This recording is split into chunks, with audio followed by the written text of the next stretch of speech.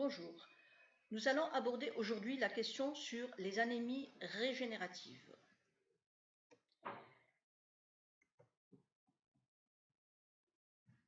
L'intérêt de cette question, c'est une question qui est fréquente, notamment les anémies hémolytiques congénitales. Elle a un intérêt diagnostique, notamment comment différencier les anémies aiguës, les hémolyses aiguës et les hémolyses chroniques, et un intérêt thérapeutique vu l'urgence des hémolyses aiguës. La définition, l'anémie est la diminution du taux d'hémoglobine au-dessous des valeurs de référence selon l'hémogramme. L'hémoglobine normale varie en fonction du sexe, chez l'homme adulte et chez la femme, et aussi chez la femme en période de gestation, et chez l'enfant. Le diagnostic positif de l'anémie dépendra donc des critères que, comme vous le savez très très bien, que selon le sexe et selon l'âge, il varie. Comme vous le voyez ici, chez le nouveau-né, on considère qu'il a une anémie en dessous de 14 grammes par litre, chez l'homme adulte en dessous de 13, chez la femme adulte en dessous de 12 et chez la femme enceinte en dessous de 10,5. Donc, comme le titre l'indique, on a parlé d'anémie et de régénération ou régénérative. La régénération, ça se définit par un taux de réticulocytes qui est supérieur à 120 000 par millimètre. Et ça veut dire que l'origine n'est pas centrale, que la moelle elle est en train de régénérer et que l'origine de cette anémie régénérative est périphérique.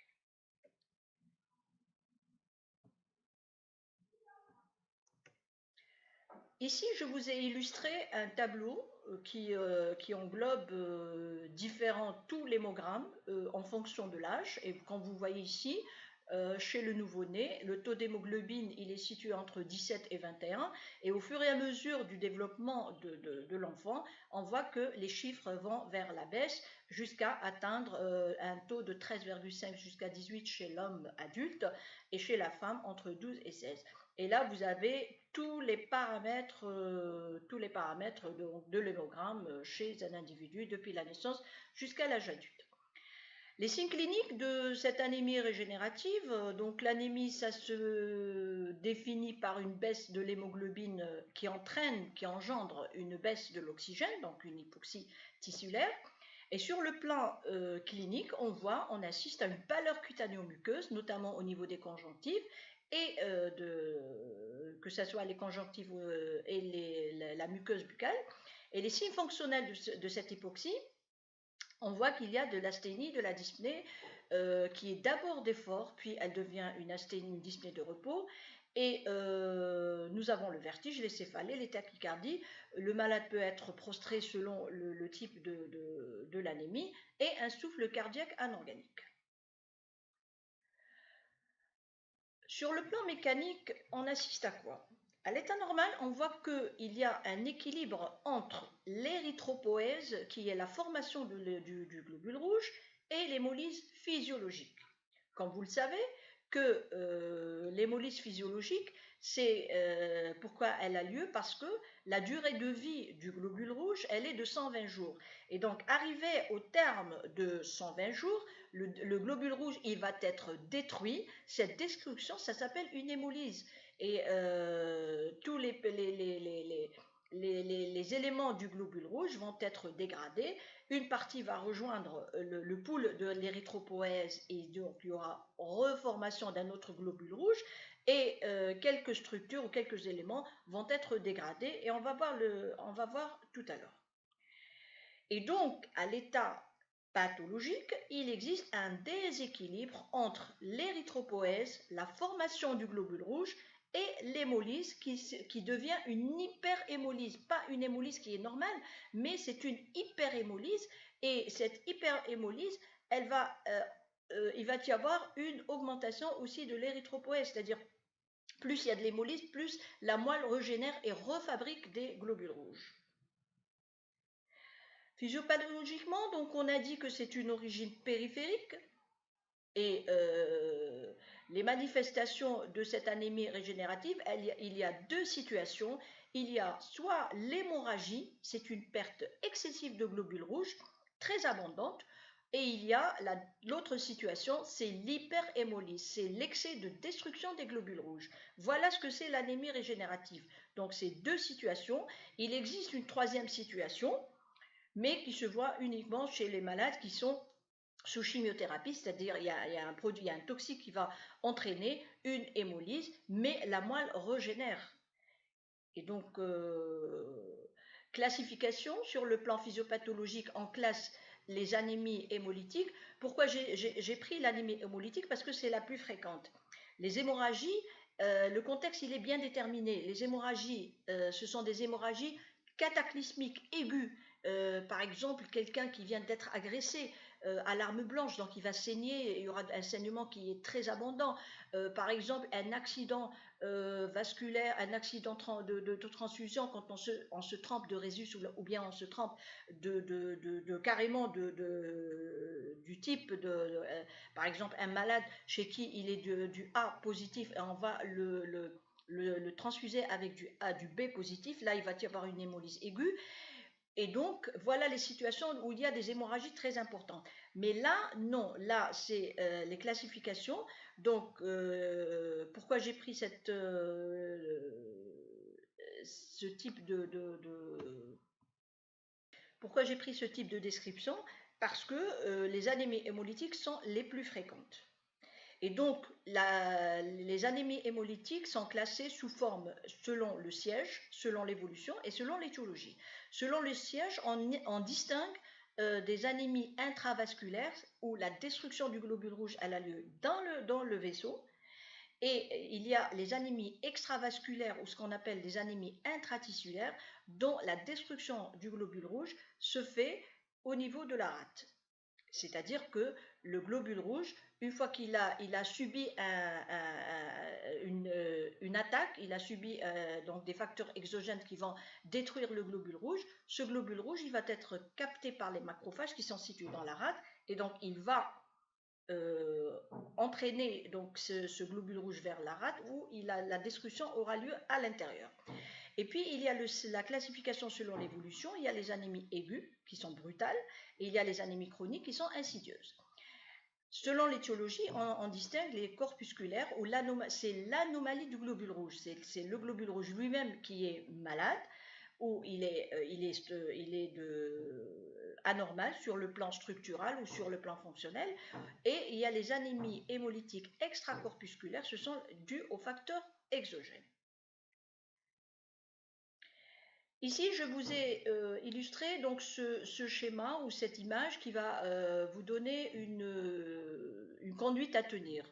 Donc cette conduite à tenir, donc on a dit l'anémie régénérative, elle a un taux de réticulocytes qui est supérieur à 120 000. Dans cette situation, qu'est-ce qu'on fait?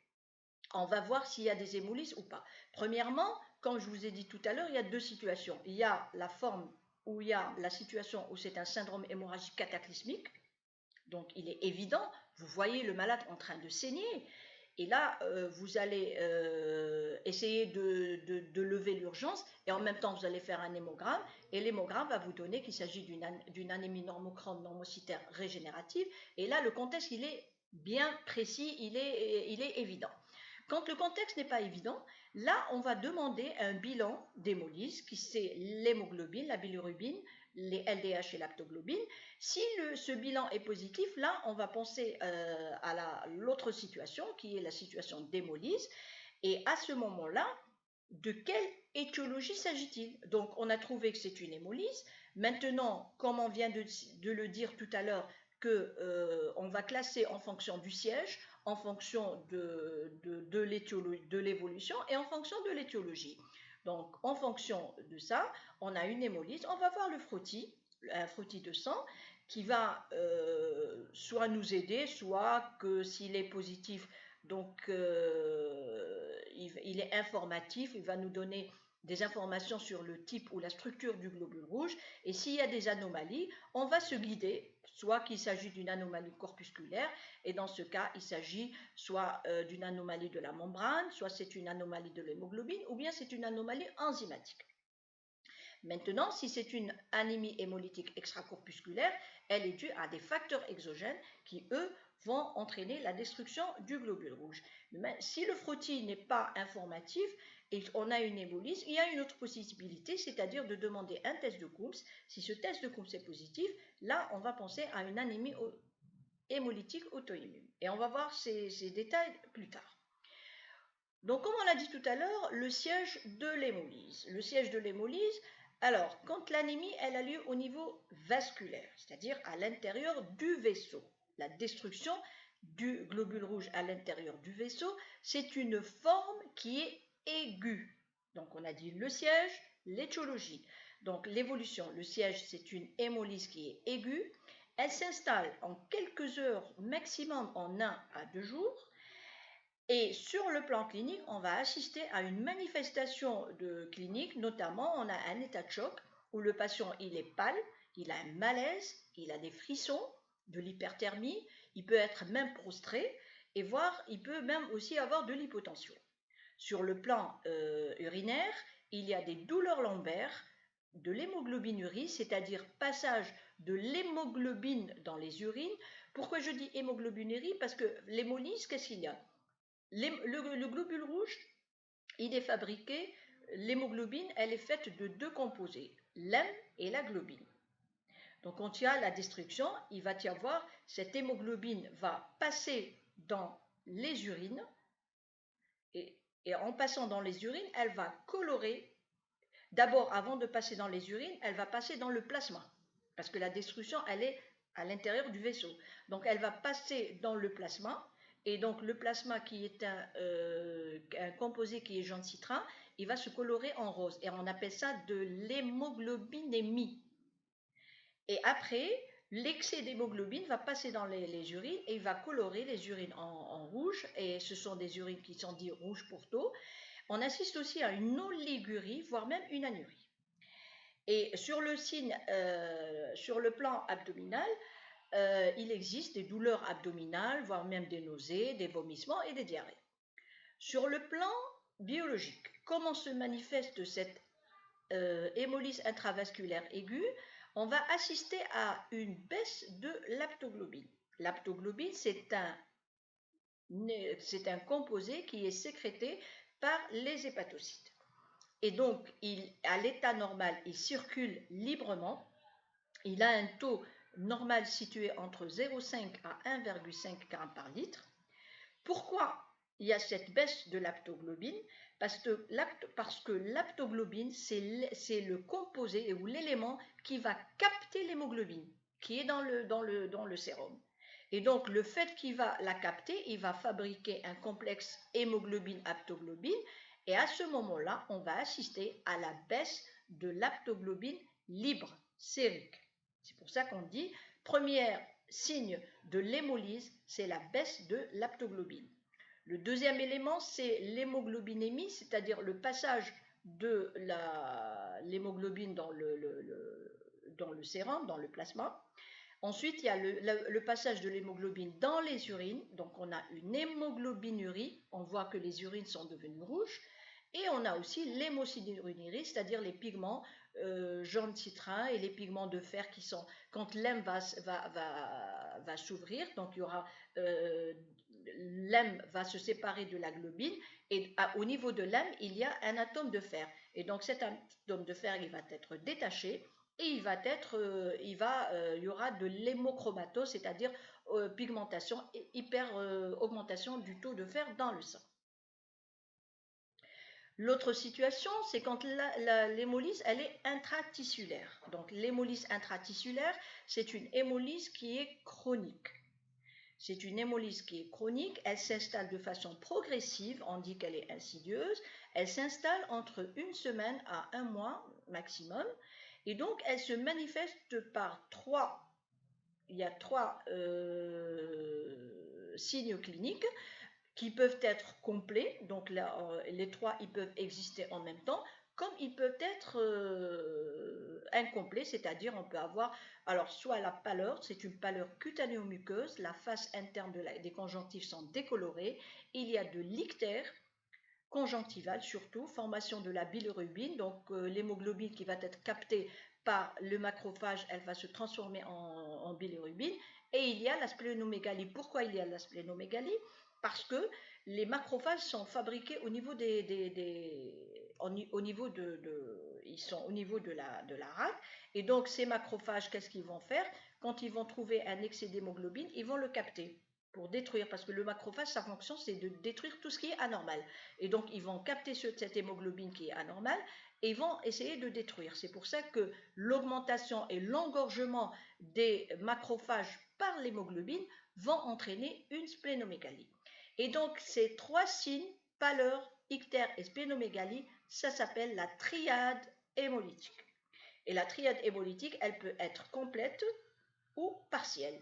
Elle est dite complète quand nous avons les trois signes, et elle est dite partielle lorsque nous avons soit un ictère avec une pâleur ou une splénomégalie, etc. Il y a un des paramètres qui manque.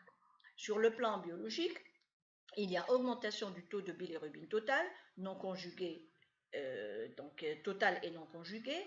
Il y a l'augmentation du fer sérique et il y a la stercobilinogène et l'urobilinogène. Je vais m'expliquer. Donc, la bilirubine totale est non conjuguée. Pourquoi? Parce que l'hémoglobine va être captée par le macrophage et donc elle va se transformer d'abord en bilirubine totale, donc c'est une bilirubine totale, et ensuite en bilirubine non conjuguée. Le fer sérique, pourquoi il va augmenter? Parce que quand j'ai dit tout à l'heure qu'il y a un atome de fer au niveau de l'hème, et dès qu'il y a destruction de l'hémoglobine, l'hème va partir d'un côté, la globine, elle va se dégrader, ce sont des acides aminés qui vont rejoindre le pool de l'érythropoïèse pour refabriquer un autre globule rouge, et donc il va y avoir augmentation du fer dans le sang. Donc le fer sérique, le fer plasmatique. Et on a les stercobilinogènes et l'urobilinogène, c'est les pigments de bilirubine qui vont passer dans les urines et dans les fesses, c'est-à-dire dans les selles. Et là, je vous ai illustré donc cette image ou ce schéma qui va, donc cette image, vous voyez ici qu'il y a l'hémolyse, donc le globule rouge, il va être détruit, donc lysis en anglais, donc il va être lysé, hémolysé. Il va y avoir de l'hémoglobine libre, donc l'hémoglobine, elle est libre. Les dimères d'hémoglobine, une partie va être, elle va passer dans le sérum, donc le plasma, et va colorer le sérum, il va devenir rosâtre, alors qu'il était jaune citrin. Et une partie va passer dans les urines et va colorer, vous voyez ici, elle va colorer l'hémoglobine, les urines en rouge. Et donc là, cette partie, c'est ce qui se passe au niveau de l'hémolyse intravasculaire. Donc ça, c'est l'hémolyse aiguë. Par contre, ici, c'est ce qu'on appelle l'hémolyse intratissulaire. Donc vous voyez les hémoglobines, les didymères d'hémoglobine, ils vont passer ici. Ici, il y a l'aptoglobine qui est sécrétée par les hépatocytes. Donc là, c'est l'aptoglobine libre. Donc, une fois qu'il y a l'hémoglobine, elle va être couplée à l'hémoglobine et on va assister à une baisse de l'aptoglobine libre. Et vous voyez ici, nous avons l'aptoglobine, le complexe aptoglobine-hémoglobine. Il va être capté par le macrophage et vous voyez ici que le macrophage il devient grand et c'est ce qui explique la splénomégalie. Donc, l'hème, elle va être conjuguée. Donc en bilirubine, on a bilirubine inconjuguée, inconjugate bilirubine, donc c'est une bilirubine libre qui n'est pas conjuguée. Ensuite, elle va passer dans les hépatocytes, elle va être conjuguée. Et vous voyez que l'hème, il était là, dans le macrophage. Donc tout ce qui est dans le macrophage, il va passer dans les hépatocytes. L'hème va se scinder en atomes de fer et en porphyrine. Et la globine, ce sont des acides aminés, ils vont rejoindre le pool de l'érythropoïèse pour fabriquer d'autres globules rouges. Et donc la porphyrine, donc ici la porphyrine, elle va passer dans les urines et dans les selles, et c'est ce qui entraîne la coloration jaunâtre des selles quand on a un ictère. Il y a les selles qui devient pratiquement blanc, et il y a les urines qui deviennent foncées. Donc l'étiologie de l'hémolyse. L'étiologie de l'hémolyse, on a dit tout à l'heure qu'il y a deux formes. Il y a les formes corpusculaires et les formes extracorpusculaires. Donc les formes corpusculaires, l'anomalie, c'est l'anomalie du globule rouge. C'est le globule rouge qui est malade. Alors, comment il peut être cette anomalie? Elle peut se situer soit au niveau de la membrane. Donc, la membrane du globule rouge est anormale. Donc, on le trouve, cette situation, on la trouve dans ce qu'on appelle la microsphérocytose ou la sphérocytose. On peut assister aussi à des anomalies enzymatiques. Donc, on a anomalie d'une enzyme qui s'appelle la G6PD.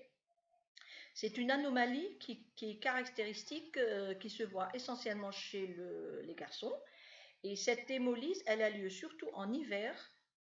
Elle est due à l'ingestion de fèves. Et donc, ces garçons qui ont ce déficit en G6PD, en hiver, quand ils mangent des fèves, ils peuvent entraîner une hémolyse. Mais elle ne se voit pas chez la fille. Par contre, le déficit en pyruvate kinase, qui est une autre enzyme membranaire, du globule rouge plutôt, donc c'est une enzyme qui se voit, cette anomalie, elle se voit aussi bien chez les filles que chez les garçons. D'accord? Alors, la troisième situation, c'est une anomalie des chaînes de globine. Vous savez que la globine, puisque l'hémoglobine, il y a l'hème et la globine, elle est faite de 2 chaînes. Et en fonction de l'âge, à chaque âge, elle porte un nom. Donc, à l'âge adulte, il y a 2 chaînes alpha et 2 chaînes bêta. Alors, l'anomalie des chaînes de globine, elle peut être soit quantitative, c'est-à-dire que la quantité de la globine, elle est soit déficitaire, donc un déficit complet, ou bien il peut être partiel. Donc c'est la quantité de la globine qui est diminuée, et cette situation se voit dans les syndromes thalassémiques. Donc le syndrome thalassémique, c'est une anémie hémolytique héréditaire, corpusculaire, congénitale, due à une anomalie quantitative de la globine. Et la deuxième situation, c'est une anomalie qualitative, c'est-à-dire que la globine est quantitativement normale, mais c'est sa structure, sa qualité qui est anormale. Et donc cette situation, elle se voit dans les drépanocytoses, qu'on appelle surtout l'hémoglobinose S, qui est la pathologie la plus fréquente. Et vous voyez ici, ça c'est un globule rouge. Lorsqu'il est détruit, vous voyez, donc à l'état normal, le globule rouge, il a une forme sphérique, il a 8 micromètres de diamètre, et vous voyez qu'il est, c'est-à-dire il est jaune globuleux, et là, vous voyez qu'il y a 2 chaînes de globine, la chaîne alpha 1, alpha 2, et vous voyez 2 chaînes bêta, donc la bêta 1, la bêta 2, donc ils sont là. Et ici, vous voyez en bleu, c'est l'hème, et à l'intérieur de l'hème, il y a un point rouge, ici, c'est le fer.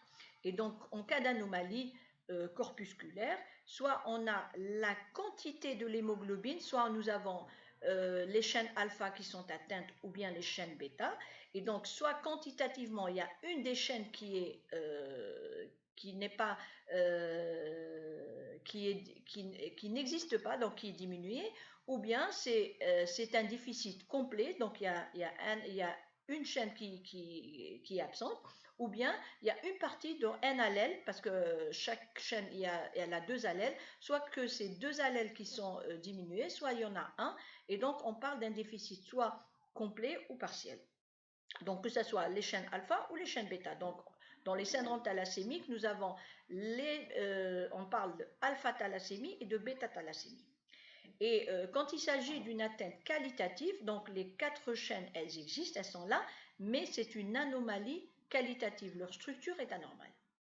Et vous voyez ici qu'en cas d'hypoxie, le globule rouge à l'état normal, donc vous voyez qu'il est sphérique.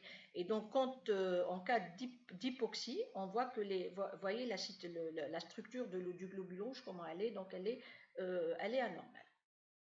Vous voyez ici aussi, alors ce que j'ai dit tout à l'heure, la qualité de la globine, vous voyez ce qu'on appelle, il a une forme de fossile. Et c'est les globules rouges qu'on voit en cas d'hémolyse dû à une anomalie qualitative, c'est ce qu'on voit dans l'hémoglobine S ou dans ce qu'on appelle la drépanocytose. Et vous voyez ici, nous avons les anomalies de membrane. Tout à l'heure, j'ai parlé d'anomalies de membrane. Voilà, les anomalies de membrane. On a les microsphérocytoses. Vous voyez, le globule rouge, voilà, à l'état normal, le globule rouge, comment il est? Donc, il est bien rond. Et il a une forme et une taille qui est identique. Et ici, vous voyez, il y a de petits globules rouges qui sont foncés. Voilà, ici. C'est ce qu'on appelle les microsphérocytes. C'est ce qu'on voit dans le cas d'anomalie membranaire. L'étiologie, elle est due à une anomalie membranaire. Voilà, nous avons des elliptocytes, voilà ici. Voilà, ils ont un genre d'ellipse. Et voilà, des stomatocytes. On dit que ce sont des globules rouges qui sourient. Voilà, regardez ici, des stomatocytes. Ça, tout ça, c'est des anomalies de membrane. Ça, c'est des anomalies qualitatives de l'hémoglobine, ce qu'on voit dans la drépanocytose. Et ça, c'est donc dans les anomalies quantitatives, c'est ce qu'on voit dans les bêta-thalassémies. Donc ce sont de petites cellules, de petits globules rouges. Donc dans les formes extracorpusculaires, elles sont acquises, contrairement à ce qu'on a dit dans les formes corpusculaires, elles sont congénitales. Les formes extracorpusculaires, elles sont acquises. Elles sont dues à un facteur exogène qui va entraîner la destruction du globule rouge, et nous assistons il y a différentes situations. La première situation, c'est quand nous sommes devant un toxique. Donc il y a un toxique qui va entraîner la destruction du globule rouge, et ça se voit généralement en cas de produits chimiques tels que le plomb, l'arsenic, en cas de prise de certains médicaments, certains antibiotiques. Ils peuvent engendrer aussi une hémolyse extracorpusculaire, les bactéries telles que les septicémies. La deuxième situation, c'est en cas de maladies infectieuses, notamment le paludisme, la toxoplasmose, le calazar, le pneumocoque, le staphylocoque. Donc toutes ces pathologies se manifestent par une anémie hémolytique, une anémie régénérative et notamment une anémie hémolytique. Les causes mécaniques, ce sont des malades qui sont porteurs de valves. Les cardiopathes, ce sont surtout les cardiopathes. Et il y a deux situations. En cas de macroangiopathie, ce sont les malades qui sont porteurs de valves cardiaques, donc de valves mitrales ou tricuspidiennes. Et il y a les microangiopathies, ce sont des maladies cardiaques comme l'hypertension artérielle, ou en cas de présence de métastases, ils vont engendrer des problèmes mécaniques au niveau, donc quand il y a le passage du globule rouge, du sang dans le cœur, le globule rouge, il va être détruit en raison de ces situations pathologiques. La quatrième situation, c'est qu'il s'agit d'une cause immunologique. Et dans la cause immunologique, la destruction du globule rouge, elle est due à la présence d'un anticorps anti-globule rouge. Parce que vous le savez bien que le globule rouge, à sa surface, il y a des antigènes, et ces anticorps vont se coupler à l'antigène et détruire le globule rouge. À ce moment-là, donc dans cette situation, le test de Coombs, généralement, il est positif. Et donc, il y a deux situations. Cette hémolyse immunologique, elle peut être idiopathique dans 50%, c'est-à-dire on ne trouve aucune cause, et elle peut être secondaire, telle que secondaire à lupus érythématodisséminé en cas de tumeur, etc. Et vous voyez ici une hémolyse extracorpusculaire due à la présence d'anticorps. Vous voyez les globules rouges. Voilà, donc ça c'est à la surface les antigènes et anticorps. Donc les anticorps qui vont se coupler aux antigènes, donc de surface du globule rouge. Formation, activation du complément. Donc là, formation du complexe immun et activation du complément. Et à ce moment-là, le globule rouge, il va être détruit. Et vous voyez ici la globine, donc l'hème va être la globine qui va se dégrader et rejoindre le pool de l'érythropoèse. Et ce qu'on a vu tout à l'heure, que l'hémoglobine libre, elle va être captée par l'aptoglobine. Et voilà, donc l'hémoglobine, l'aptoglobine, elle va passer donc dans le système réticulo-endothélial, passer dans le foie, Et donc, au niveau de foie, formation de la bilirubine, ça va passer dans les fesses et ensuite dans les urines. Et vous voyez ici, c'est ce qu'on a vu tout à l'heure, l'hémolyse intratissulaire. Donc là, après avoir vu la question sur les anémies régénératives, là, je vous ai illustré un algorithme. Vous êtes dans votre cabinet et vous avez un malade qui va venir avec une formule, ou bien vous demandez une formule et vous avez une formule. Quelle est votre feuille de route? Comment vous allez vous sortir pour dire cette anémie est due à... Quelle est l'origine de cette anémie? Alors là, il y a ce qu'on appelle, c'est un algorithme, c'est une feuille de route, c'est simple. Donc vous avez une anémie isolée. Devant une anémie, quel est l'élément, le premier élément qu'on doit voir pour se guider? C'est le VGM, le volume globulaire moyen, et vous l'avez vu dans toutes les questions, que ce soit l'anémie arégénérative, donc on vous a déjà parlé du volume globulaire. Donc le VGM, lui, il va me dire de quel type d'anémie s'agit-il. Donc là, on va voir d'abord notre question, ce qu'on vient de voir tout à l'heure. Donc, si il me dit que c'est une anémie normochrome ou macrocytaire, donc normochrome, c'est entre 80 et 100 femtolitres, macrocytaire quand il est supérieur à 100 femtolitres. À ce moment-là, je suis devant une anémie normochrome ou légèrement macrocytaire. Qu'est-ce que je dois faire? Donc, s'agit-il d'une anémie qui est régénérative, arégénérative? Qu'est-ce que je fais? Je demande le taux de réticulocytes. Donc, le taux de réticulocytes, s'il est supérieur à 120 000, je suis devant une origine périphérique, ça veut dire que la moelle, elle est normale, ma moelle, elle est en train de régénérer, elle est normale. Et donc, l'origine est périphérique, je dois voir de quelle étiologie s'agit-il, ou je suis dans quelle situation. Est-ce que je suis dans un contexte d'hémorragie? Et le contexte, il est évident, un malade qui est en train de saigner devant vous, il vient d'être agressé, ou bien je suis dans une situation d'hémolyse. Alors, l'hémorragie, elle est évidente. S'il n'y a pas un syndrome d'hémorragie et vous avez questionné le malade, il s'agit d'une anomalie hémolytique. Et là, l'anomalie hémolytique, donc l'hémorragie, on la met de côté, donc la forme régénérative, je vais demander mon bilan d'hémolyse. Ce que je peux vous rajouter aussi, c'est-à-dire pour faire la différenciation entre une cause congénitale et une cause acquise, c'est aussi l'interrogatoire donc familial. Il faut demander au malade, est-ce qu'il a ses parents déjà, est-ce qu'ils sont consanguins? Il y a une consanguinité, que ce soit primaire ou secondaire.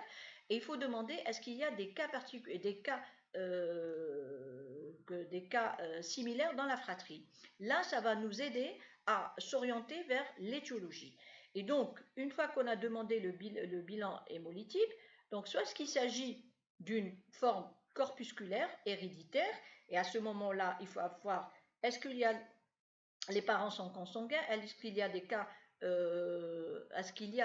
familiaux dans la fratrie? Cependant, il faut savoir qu'il y a une situation où les parents peuvent être consanguins et il n'y a pas de cas similaire dans la fratrie, il n'y a que le malade. Et on appelle ça un cas sporadique. Un cas sporadique, ça veut dire que la maladie, il n'y a que le malade qui est atteint de la maladie, ses parents ils peuvent être consanguins, mais il n'y a pas de cas similaire dans la fratrie. Et donc, s'il s'agit d'une forme corpusculaire par anomalie du globule rouge, et là, on a vu tout à l'heure, il y a des anomalies de membrane, il y a des anomalies enzymatiques et il y a des anomalies de l'hémoglobine, c'est-à-dire soit quantitativement ou qualitativement. Et à chaque bilan, il y a des bilans à faire. Et donc, lorsqu'il s'agit d'une forme extracorpusculaire, on va rechercher quelle est l'étiologie. Est-ce que c'est un toxique? Est-ce que c'est infectieux? On va demander au malade, est-ce qu'il a séjourné en zone d'endémie paludique ou bien il a fait un voyage récent? Est-ce qu'il a été au contact d'un produit chimique, etc. Donc là, ça vous oriente vers l'hémolyse. Je reviens sur mon algorithme, ça c'est juste de façon générale. Et donc, si mon taux de est inférieur, de réticulocytes est inférieur à 120 000 par millilitre, là je suis devant une cause centrale. Donc la cause centrale, je dois chercher d'abord les causes extra-hématologiques.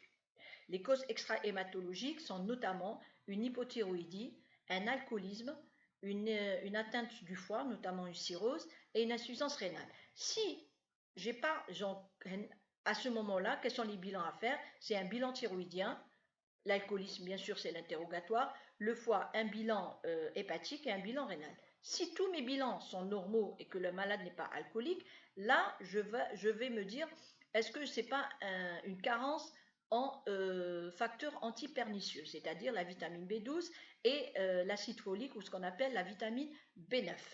À ce moment-là, on va demander un dosage vitaminique. S'il est effondré, que ce soit la vitamine B12 ou l'acide folique, s'ils sont effondrés, donc il s'agit d'une anémie arégénérative par carence, soit en vitamine B12, soit en acide folique, et le traitement c'est la supplémentation, soit en acide folique, soit en vitamine B12. Maintenant, si le dosage peut être normal, alors qu'il s'agit d'une carence. Donc si le dosage peut être normal, à ce moment-là, on fait un myélogramme. Alors, je reviens sur la question, lorsque nous avons une anémie régénérative d'origine périphérique et qu'on a demandé le taux de réticulocytes qui revient supérieur à 120 000 par millilitre, le myélogramme n'est pas indispensable. On peut s'en passer.